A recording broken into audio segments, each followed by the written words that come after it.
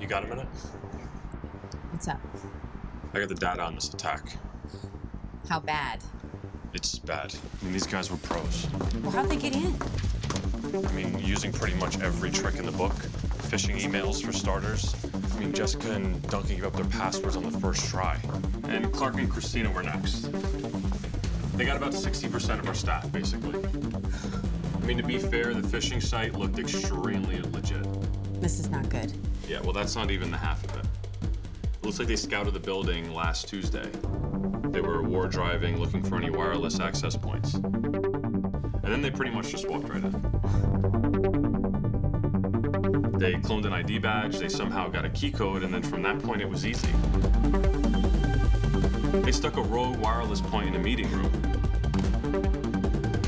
And then they broke into the server closet and installed a sniffer on the network. They even planted key loggers on people's PCs. It's a device that you can record anything an employee types in. They got logins, passwords. Oh, for Pete's sake. They also bugged 3 meeting rooms, and there's one in here. All right, so what's the damage? They got 2,000 customer accounts, okay? All of our board minutes, the HR server, product roadmaps. They even got into our social media accounts because the password was password. Shoot me. Yeah, well, like I said, these guys were pros. Well, thank God they were working for us.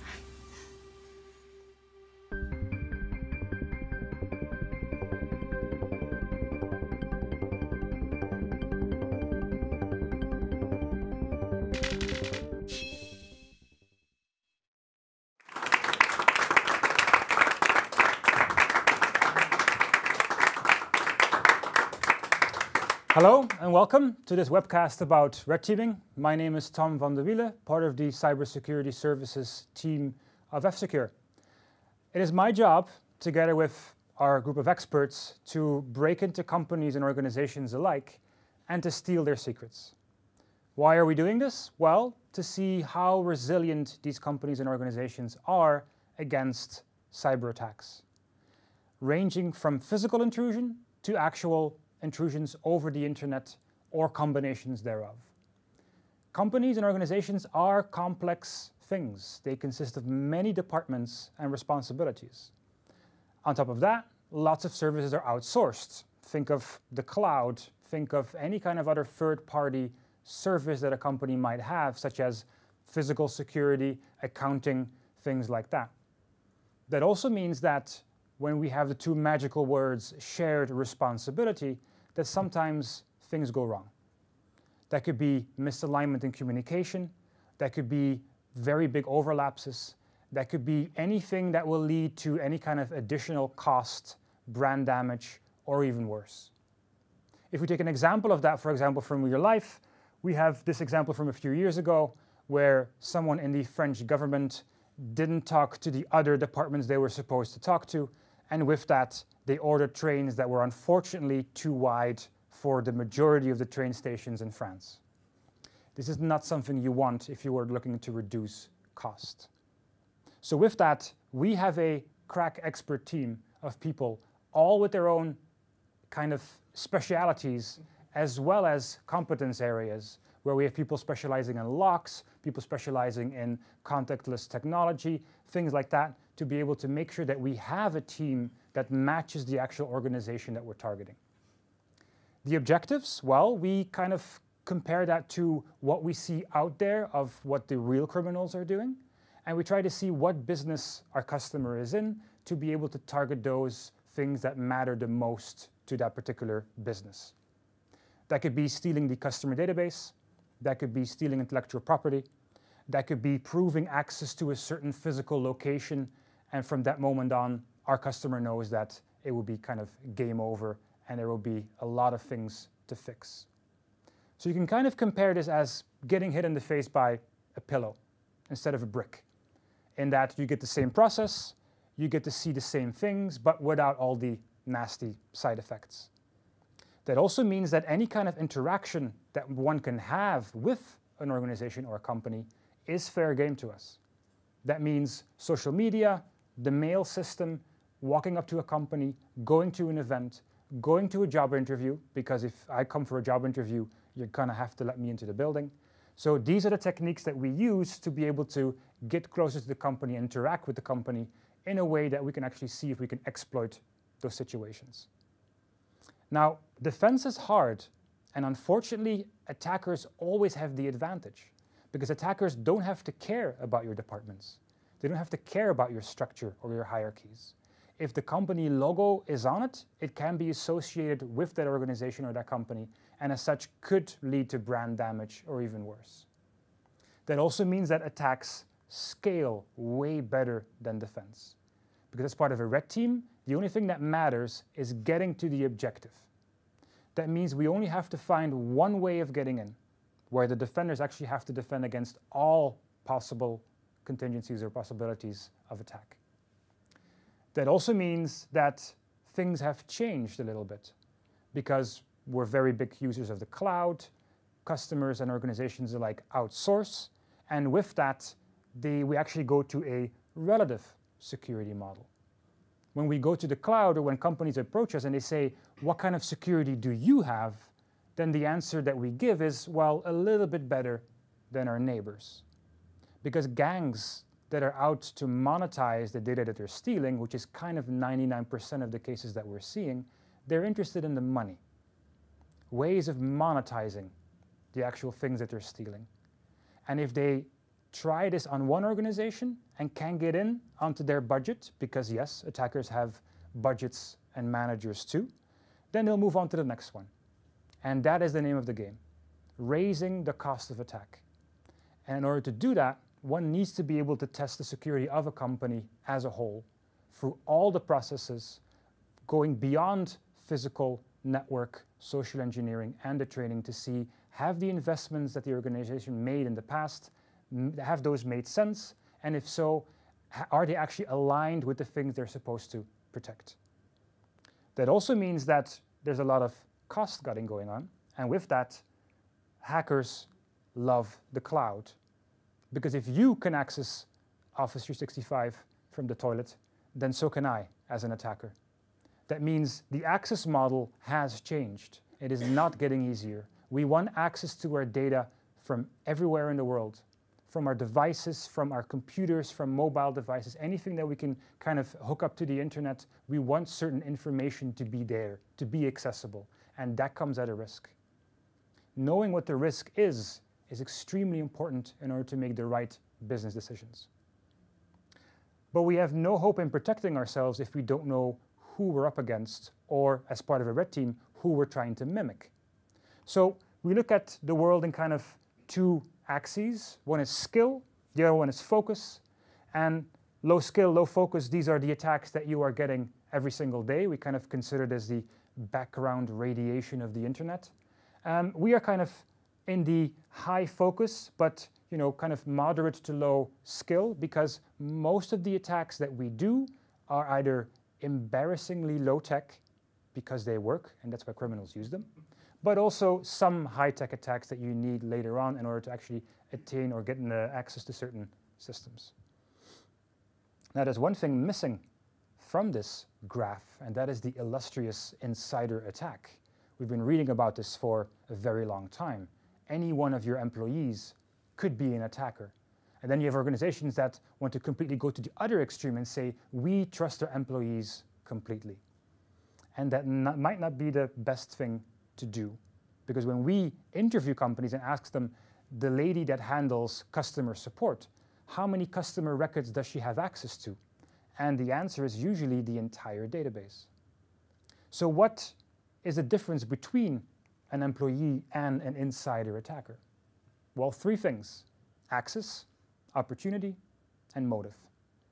If you can reduce the access, if you can reduce the opportunity, and to some extent eliminate the motive, then you have control over your organization. And with that, over your data. But unfortunately, information security or cybersecurity is being perceived as products. Now, don't get me wrong, products are great, and we need security products to be able to compensate for certain things that we don't have in our current processes or IT systems. but they have limitations. And we cannot solve human problems with technology. So we have to know what the cutoff point is between technology, people, and training, and the processes that are governing all these things together.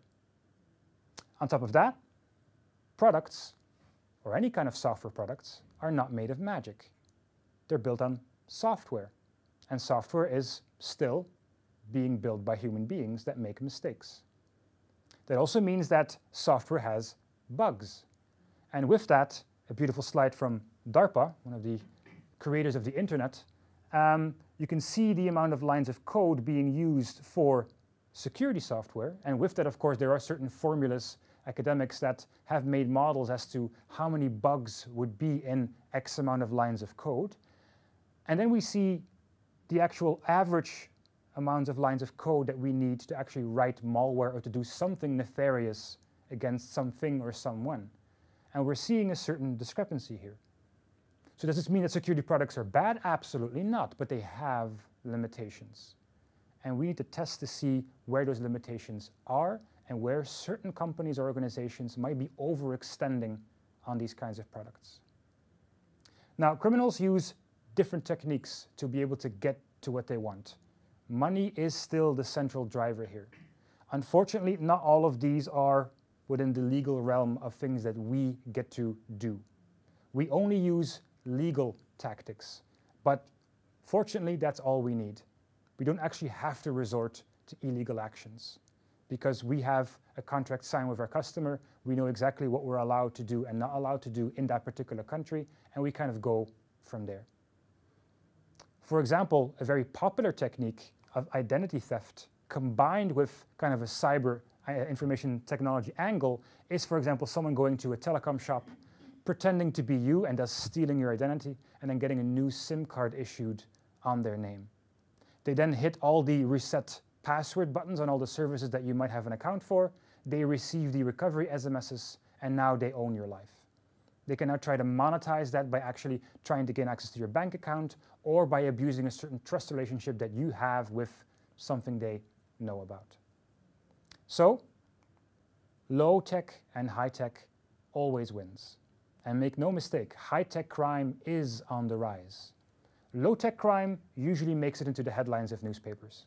High tech crime is usually so complex that if it does come to the newspapers, it usually already has happened 2-3 years ago. Look at Yahoo, look at Equifax, and there are other examples that are being passed around right now.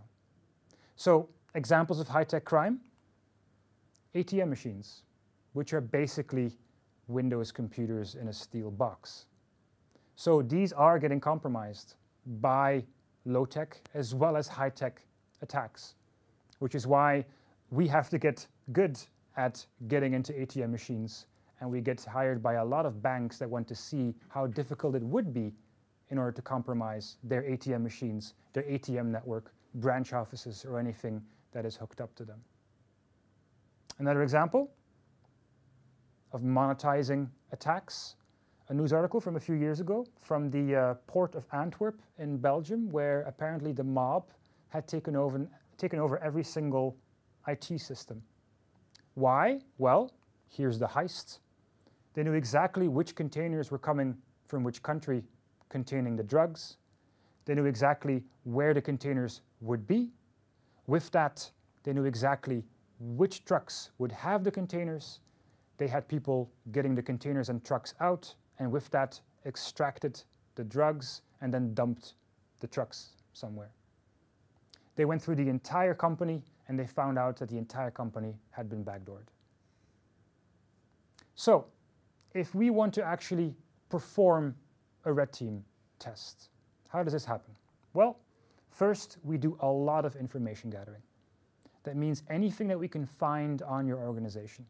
That could be social media, that could be finding out what your competitors are, if you have events, what kind of exposure you have to the outside world that we might take advantage of. We will then create scenarios, which we call pretexting, that might seem plausible to you because we are dropping little bits of information into our conversation with you, by email, by phone, by letter, depending on the actual organization that we are targeting.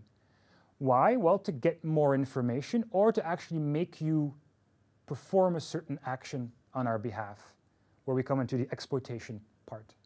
We're going to try and see if we can go beyond the boundaries that a normal person has access to. Can we get access to certain information, and can we get it out? Once we have done that investment of breaching that company, we have some post-exploitation, which means we're going to try and get a foothold on the network to be able to make sure that we don't have to redo that part, which is exactly what criminals are doing. Again, criminals have budgets too. And then, of course, we have to get the data out. If we, of course, have found the data, because your entry point into an organization might not be the actual place where the data is stored that you're after, or where a criminal is after. So that means that we have to use lots of different techniques. We use wireless hacking, we use social engineering. We're going to physically break into your building. We're going to try and see what events you go to, and we're going to see how we can combine that in a way that, one, the organization doesn't detect it, and two, that gives us leverage inside a company to see how is the company reacting, how mature are they into detecting and responding to these attacks. Because as you know, the first phase of any kind of incident response plan is it an incident? And it's there where companies, unfortunately, are still losing a lot of money because those detection mechanisms have not been aligned with the attacks that we are seeing also performing incident response. So when we say open source intelligence, or OSINT for short, what does that mean? Well, we're going to go to your local city or municipality and we're going to legally buy the architectural schematics. And now we have an overview of every single entrance of your building. We're going to skim social media and, for example, come across pictures like these where someone wants to present what their workstation looks like, which is great. I mean, for all geeks. But with that, I also now know every single application that that user is using the most, which allows me to target that person even more. We're going to go on site and we're going to steal your garbage, which might not be valuable to the company anymore, but it is extremely valuable to us. Because now we can get letterheads, we see names of people, we see what email system is being used, we see the language that is being used inside a company, which allows us to better provide or perform phishing attacks and social engineering attacks against those companies. Once we have all the information, now we have to get in. So we have to breach the premises. Sometimes this can be embarrassingly easy by just walking in and knocking on the window with a ladder, pretending to be a technician. And we've seen this as well in the media. The retail chain Target got their credit card readers compromised that way. A bunch of people that went into one of their offices or their retail stores and pretended to be the air conditioning maintenance team. And with that, backdoored all the credit card readers. Again, if the prize is big enough, it will motivate attackers. But most companies have access control. You watching this have access control and might have an access card hanging from your trousers right now. So it's our job to either obtain one of these or to clone one, which means we have to get fairly close to you, but not impossibly close, to be able to clone one of these tokens. Now, most companies don't even ask for a PIN when going into a company, but some companies do, and that, of course, means that we have to also obtain that PIN. But again, most organizations do not, because it can be kind of tedious going into their building. So that means that we have to get really close, and unfortunately, a lot of people still have their access cards dangling from their trousers on their way to work or on their way home. People forget that this is actually a key that gives you access to a certain part of the building. And if it can give you access wirelessly or contactless, then I can do the same thing. Now you might say, look, we have pins for our cards, and I use my hand to cover my pin so no one can see my pin. So now I'm safe, right? Well, you can buy a little device that actually allows you to see how well your house or whatever it is insulated, and you can save a little bit on your energy bill. But we use this technique as well to be able to stand behind you and see what heat is still left on the keypad. And with that, now we have your PIN and we've defeated the system. Now, don't get me wrong, these attacks, they work. And people should know about these kinds of attacks. But we also tell companies, as part of our testing approach, that it's also important to make sure that the most common incidents get handled with a certain speed and a certain finesse. Because these attacks, they might happen. But if there's one thing that will happen for sure, is that someone will leave their phone or laptop on the bus, in the train, in a taxi. And if you don't know what the impact is of those kinds of incidents, then we would suggest that you fix those first instead of focusing on these. Now, some high security facilities actually have fingerprint readers. For example, like this optical reader. Unfortunately, if those readers and the whole process has not been tested, then unfortunately we can also bypass these. It's not exactly a cyber weapon, but most of these are not calibrated to the extent that they should, which means, talking about low-tech attacks, we can bypass most of these with toilet paper that you make a little bit damp and you can replay the last person's fingerprint. Now, the system would then see two of the same fingerprints going into the same door, but unfortunately most companies allow this behavior because they want people to move around freely. So there we have the classic trade-off between usability and freedom and security.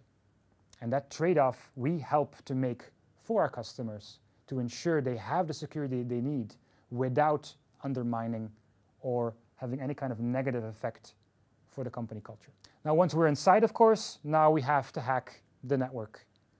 And here's a spoiler for you. People don't have encryption on their internal networks. They also don't patch all their servers because all those things are sitting on flat networks.